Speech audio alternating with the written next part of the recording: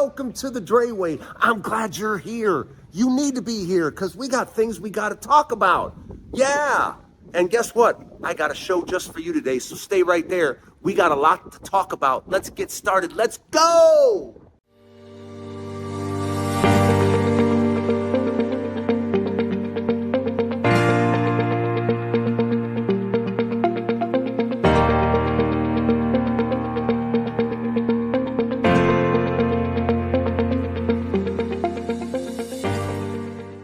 Welcome to the Dreyway. I'm glad you're here. Look, we got to talk.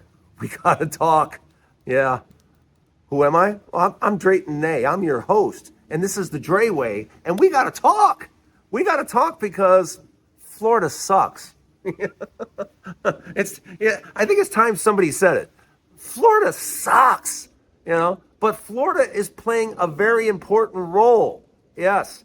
On Tuesday, they're going to be voting in the 1st and 6th congressional districts. And it's very possible. Listen to the words coming out of my mouth. It's very possible that we could win at least one of them. Maybe two? I don't know. They're in really red districts, but even red districts right now hate Trump. Yeah, I mean, I think everybody's kind of figured out, unless you're just a diehard, unless you're just kind of icky and just really follow this man for whatever reason, no matter what. Yeah, unless you're one of those really weird people that just have this fascination with this old orange guy in a diaper. Yeah. But everybody else has kind of figured out that this whole presidency thing is a bad idea. So I'm hoping that a lot of people wake up in Florida and be like, yeah, we're not going to do this anymore. And vote blue. We'll see. We'll see what happens over the next few days. But you never know with Florida. But yeah, Florida sucks. And Florida sucks because it's under Republican rule. You got a Republican governor, a Republican House, and it's just, they've run Florida into the ground.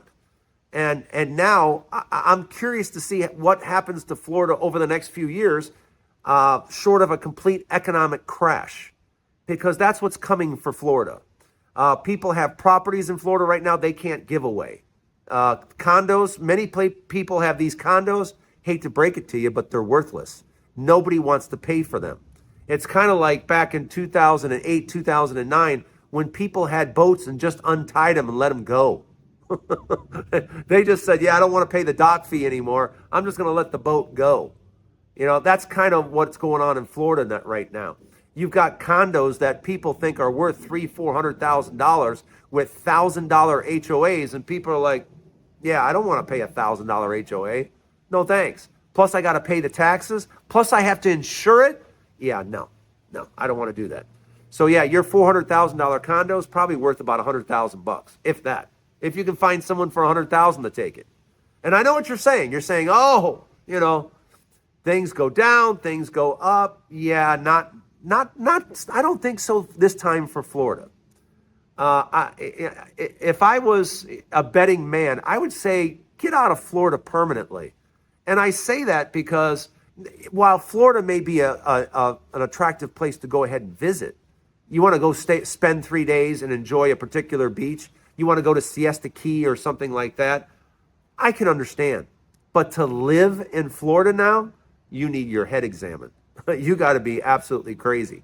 And you have to be crazy if maybe you just like burning money, because that's what you're doing in Florida. You're just burning money because people can't afford the Florida that you knew years ago. The Florida in the 80s and 90s, an amazing spot, an amazing vibe, I wish I could take all of you back there with me and show you what Florida really used to be like. It was just a flip-flop, hippie-type culture that you just couldn't replace. Because, back then the hippies were in their 50s and 40s, and, they were getting older and cooler, and they started their own businesses, and Florida had a vibe. But, all the hippies, they're starting to go away. The hippies are now in their 70s and 80s. And it's just, it's more corporate. It's just a completely different vibe, a completely different feeling. And yeah, Florida sucks now. But it's kind of interesting that Florida is playing such an important role because of the 1st and 6th congressional. And that vote is coming up. So does Florida go blue? We'll see. I know Republicans are really, really nervous. And Trump was favored. Trump won a district in Pennsylvania by like 15 points, but they picked up another seat in Pennsylvania just last week.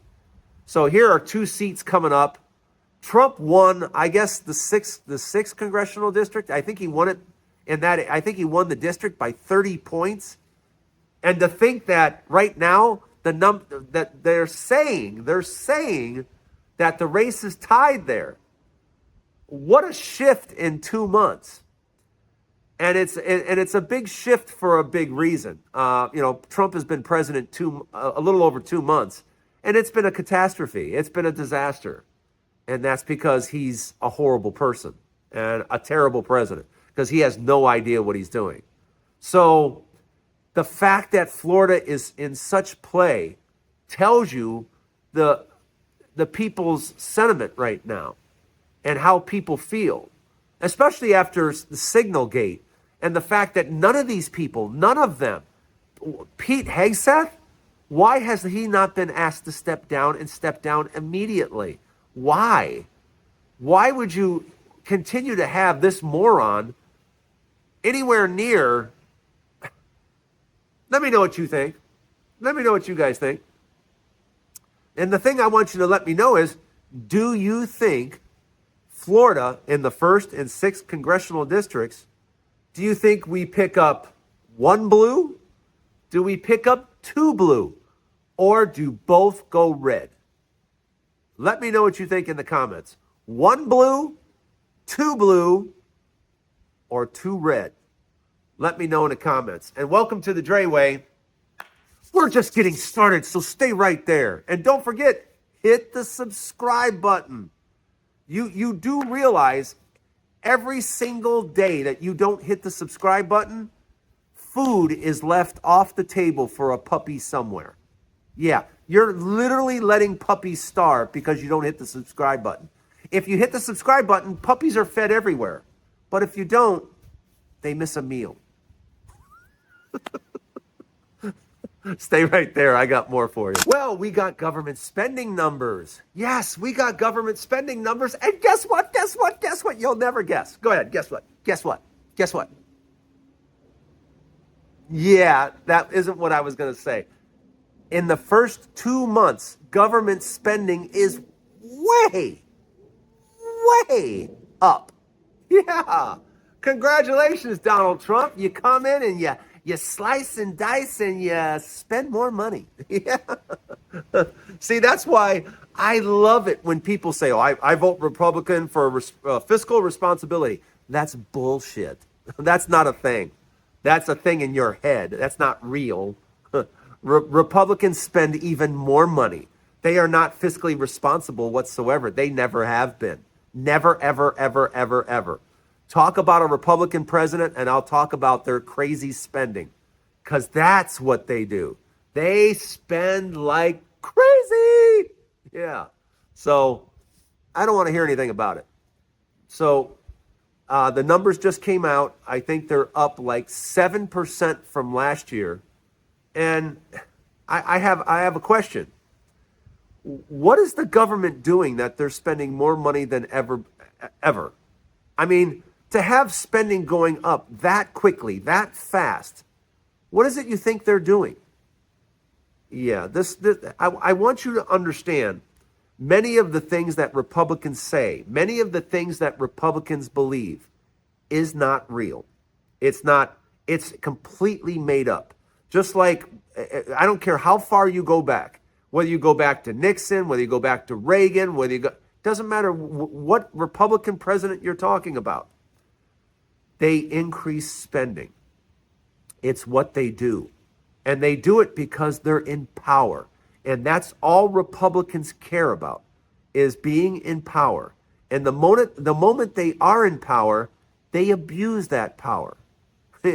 It's part of what they do. Okay?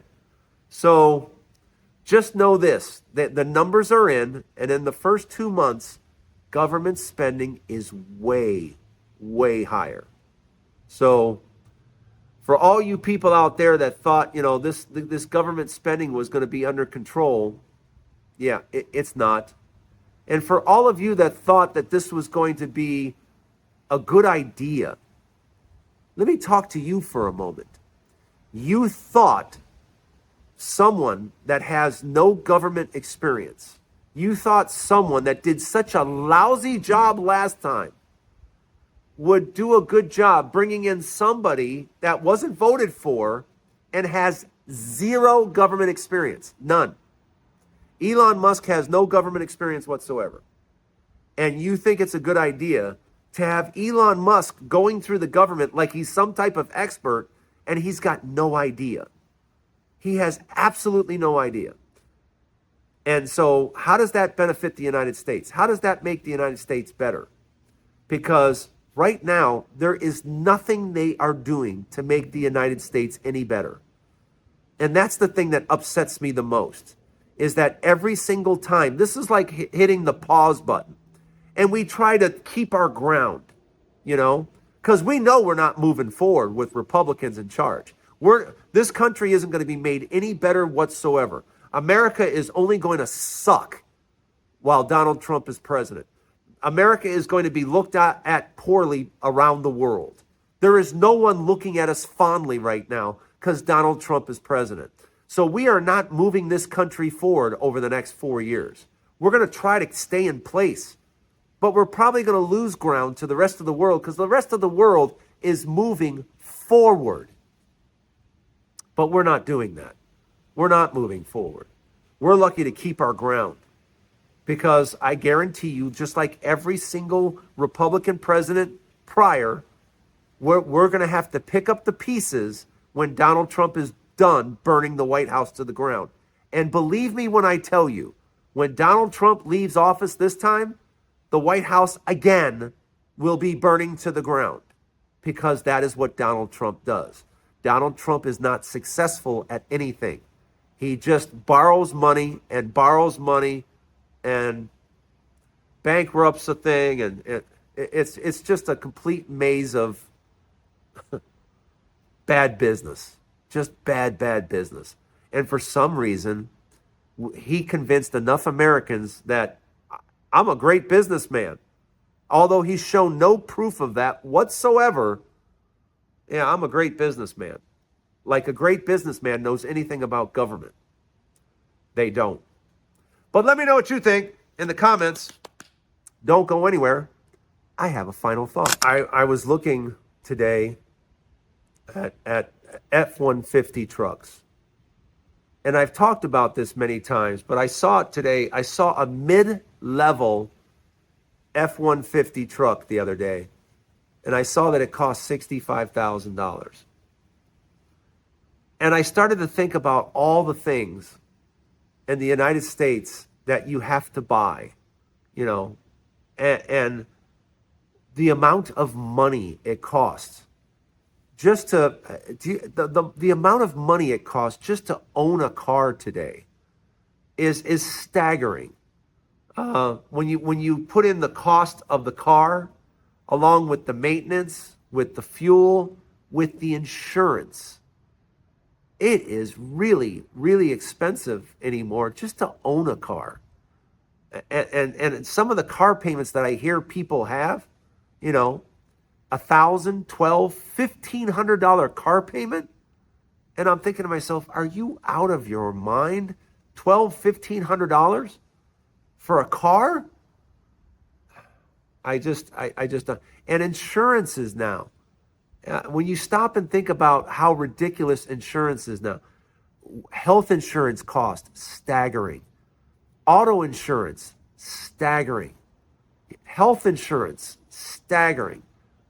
All these insurances, life insurance, you pick an insurance, homeowners insurance, staggering. And That's what we have to pay just to have insurance in this country. And you start to realize, by the time I pay for my housing and pay for my car and pay all the insurances and taxes, what's left? What's left? And now you go to the grocery store and you just sit back and you go, it's so much less expensive to live other places. I think what's going to happen in the near future, because I know for me, I'm not going to be living here when I'm done. When I'm older and I'm I turn 80, I'm not living someplace where it's that expensive. You travel and you go around the world, it doesn't matter. Even if you just go a few places, you quickly realize the United States is a very, very expensive place, to live. And it's totally unnecessary. But it's all in the name of profit. Because why aren't we building $25,000 trucks? I mentioned this the other day. Why aren't we building $25,000 trucks? Why? Because we can make them and make them profitable. You can make $25,000 trucks. You're not going to make a killing.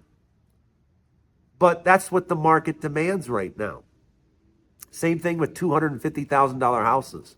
Why are we building $500,000, $800,000 houses when a lot of people need just a really nice $250,000 house? And again, you can make money at that, but you can make more, I guess, trying to build and sell something else. Yeah. I'm hoping Americans get smarter. I'm hoping Americans start really thinking about, can I put myself under this amount of financial stress? Because I think the house of cards is going to fall down, people. I think we've pushed ourselves into 2 and 3 jobs. I know very few people that have one job anymore. Most people have a job, a side hustle, 2 jobs, 3 jobs. And we can't go to 4 and 5. It's just not possible. So something's got to give. Something's got to give. And I think people are starting to understand this may not be the best life. I never thought I'd say that either. But I don't think working 2, 3 jobs to struggle, to barely have a place to live, to barely have a car, to barely have this, to barely have that. Because now when you look at it, people are barely getting by. Barely seems to be the word now. Barely this, barely that. Didn't used to be. Let me know what you think in the comments. That's the Dreyway for today. Don't forget there's a new Dreyway each and every day. Have a wonderful day, everybody. Let me know what you think in the comments. Have a great day.